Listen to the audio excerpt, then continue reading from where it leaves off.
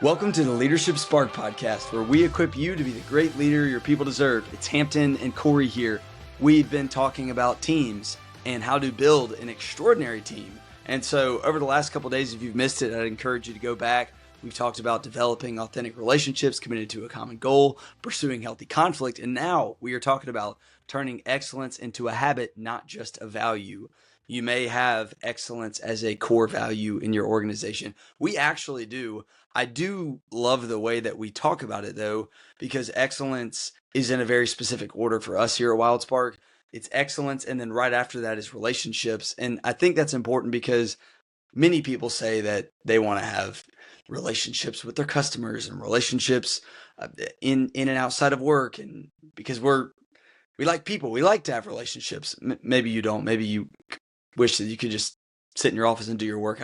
I get that if that's you, but a lot of people want to have these relationships. But we say that excellence comes before relationships because the more excellent work you do, the more time you get to build these relationships and to nurture these relationships with people inside of work and customers as well. And so excellence is the answer to success when it comes to your team, when it comes to customers, whatever line of work that you're in, because excellence is what people want. That's what they expect. And so we don't want this to just be a value that's on the wall or on the website. We want it to be something that is the standard for your team. And so you, as the leader, the best way to foster excellence on your team is to define what that looks like. It's pretty broad just to say, be excellent. We want you to define what that is. So Corey, can you give us some tips about this? Yeah, so a value is something that's important to you.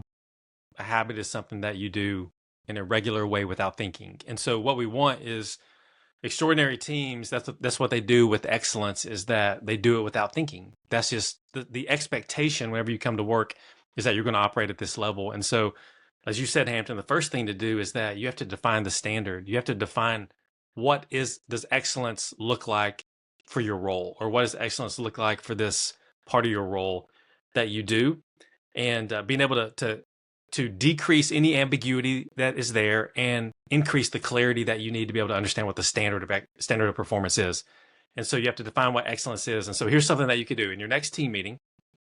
Whenever people are gathered around, either in person or they're on a Zoom call, I want you to have everybody on your team write down. This is don't prompt them or preempt them with something that you want them to say, but ad hoc have everyone write down what they would define as excellence for their role. Just have them write it down. And then you're going to have a great discussion about it, because my guess is that if you haven't defined what excellence is, you're going to get however many people are on your team, different answers of what it is. But it's an opportunity for you to align people and make sure people are clear on what excellence looks like on your team. And you can leave that meeting with a definition of excellence, which would be the first step towards turning excellence into a habit, not just a value.